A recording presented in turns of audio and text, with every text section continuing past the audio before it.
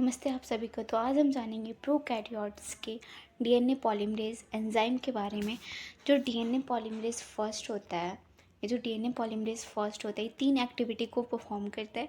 एक तो 5 prime to 3 prime exonuclease activity, दूसरा 5 prime to 3 prime polymerase activity, तीसरा 3 prime to 5 prime exonuclease activity. 5 prime to 3 prime exonuclease होता है, primer को रिमूव करने का काम करता है। ये क्या करता है? प्राइमर को रिमूव करता है।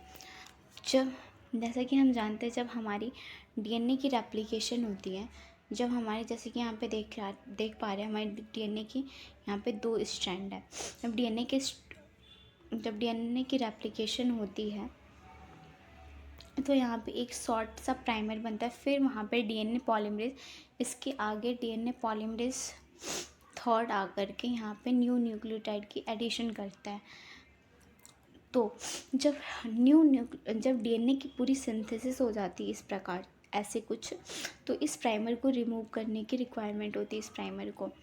तो इस प्राइमर को ये जो 5 prime to 3 prime exonuclease activity होती है, इसके थ्रू, इस एक्टिविटी के थ्रू इस प्राइमर को रिमूव कर दिया जाता है। तो यहाँ पे प्राइमर रिमूवल का काम ये करता है 5 प्राइम टू 3 प्राइम एक्सोन्यूक्लियस।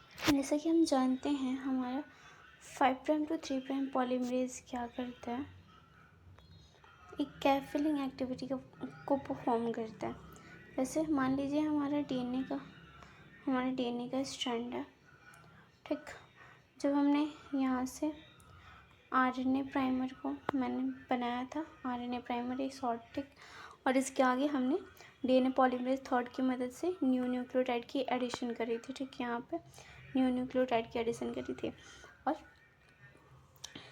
जब यहाँ पे 5 प्राइम टू 3 प्राइम एक्सोन्यूक्लियस ने जब यहाँ से इस प्राइमर को यहाँ से रिमूव किया था, तो यहाँ पे एक गैप आ गया था। तो इस गैप को फिल करने का काम कौन करता है? 5 प्राइम टू 3 प्राइम पॉलीमरेज क्या करता है? इस गैप को फिल करने का काम करता है। ये क्या करता है? यहाँ पे न्यू न्यूक्लियोटाइड की एडिशन कर देता है, ठीक।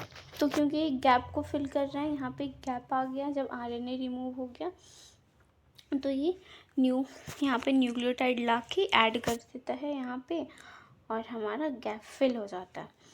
अब हम देखेंगे कि हमारा 3 प्राइम टू 5 प्राइम एक्सोन्यूक्लियस क्या करता है? ये प्रूफ रीडिंग एक्टिविटी परफॉर्म करता है। जब हमारा डीएनए पॉलीमरेज थर्ड ये न्यू न्यूक्लियोटाइड की एडिशन करता है, तो वो गलती से अगर डीएनए पॉलीमरेज थर्ड ने गलती से एडेनिन के साथ गुआनिन को पेयर कर दिया, ठीक, मतलब जोड़ दिया, ठीक। तो जो हमारा 3 प्राइम टू 5 प्राइम एक्सोन्यूक्लियस है, ये क्या करता है? गुआनिन को क्या करेगा? रिमूव करेगा। एक गलत बेस को हटाएगा यहाँ से, और करेक्ट बेस को ऐड करेगा, ठीक। तो एडेनिन के साथ क्या पेयर अप होता है? थायमिन। तो यहाँ पे थायमिन आके थायमिन को यहाँ पे जोड़ेगा, ठीक। तो ये हमारा जो 3 प्राइम टू 5 प्राइम एक्सोन्यूक्लियस है, इसका एक काम होता है, ये प्रूफ रीडिंग एक्टिविटी को परफॉर्म करता है।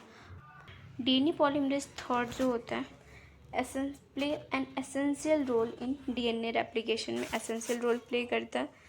हेट्रोमल्टीमरिक एंजाइम होता है, इसकी 10 यूनिट होती है, ठीक। सब unit of DNA polymerase third. तो यहाँ पे आप देख सकते हैं डीएनए पॉलीमरेज थर्ड की सब यूनिट क्या क्या होती है। अल्फ़ा होती है, बीटा होती है, एप्सिलॉन होती है, थीटा होती है, टाउ होता है, गामा होता है, डेल्टा होता है, डेल्टा डैश होता है, काई होता है, एंड साई होता है। और ठीक है, तो हमने ये सब यूनिट देख लिया। ये ओके, ये रही डायग्राम इसकी, कुछ इस प्रकार से इसकी डायग्राम है, ठीक है। तो ये सारे सब यूनिट के बारे में दे रखा है। डीएनए पॉलीमरेज थर्ड का जो अल्फ़ा सब यूनिट होता है, ये पॉलीमराइजेशन एक्टिविटी को परफॉर्म करता है। Epsilon 3 prime to 5 prime exonuclease activity perform करता है। बीटा एक्ट करता है स्लाइडिंग क्लैंप की तरह ये मतलब स्लाइडिंग क्लैम्प मतलब क्या, ये होल्ड करके रखता है डीएनए पॉलीमरेज को, जिससे कि वो स्लिप ना हो और हमारे डीएनए की रेप्लिकेशन होती रहे।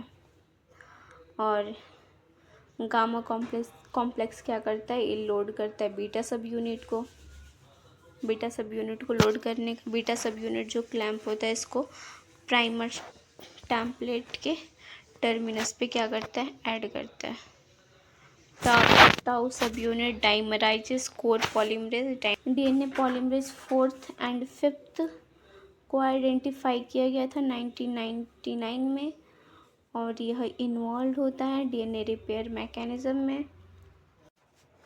इसको हमारा तो यहाँ पे दे रखा है properties of bacterial DNA polymerase.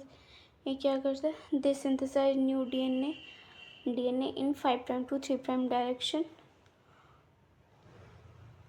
Using 5' to 3' polymerase activity. और ये क्या करता है, 5' to 3' पॉलीमरेज एक्टिविटी ऐड करता है न्यू न्यूक्लियोटाइड को at third end of the primer के थर्ड एंड पे ये न्यू न्यूक्लियोटाइड को की एडिशन कराता है। और ये 3' to 5' एक्सोन्यूक्लियस एक्टिविटी भी इसके पास होती है, जैसे कि हमने पढ़ा, जो क्या करता है, प्रूफ रीडिंग एक्टिविटी को परफॉर्म करता है। डीएनए पॉलीमरेज फर्स्ट डिफर करता है फ्रॉम अदर पॉलीमरेज। यह यूनिक एंजाइम होता है, बता रहे हैं यहाँ पे कि यह एक यूनिक एंजाइम होता है क्योंकि इसके पास 5' to 3' एक्सोन्यूक्लियस एक्टिविटी होती है, इन्वॉल्व होती है रिमूवल ऑफ आरएनए प्राइमर के रिमूवल में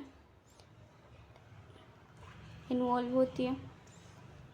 ऑल्सो क्या करती है, रिप्लेसमेंट करती है प्राइमर को फ्रॉम द डीएनए न्यूक्लियोटाइड। मैंने बताया जैसे कि प्राइमर को रिमूव करके डीएनए की न्यूक्लियोटाइड को ऐड कर देती है।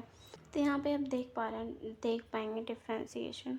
जो डीएनए पॉलीमरेज है होता है, इसके पास तीनों एक्टिविटी पाई जाती है, और बाकी जो डीएनए पॉलीमरेज सेकेंड और डीएनए पॉलीमरेज थर्ड है, इनके पास 5' to 3' एक्सोन्यूक्लियस एक्टिविटी नहीं पाई जाती है। ये क्या करता है, प्राइमर को रिमूव करने का काम करता है, जो कि डीएनए पॉलीमरेज सेकेंड और थर्ड में एब्सेंट होती है।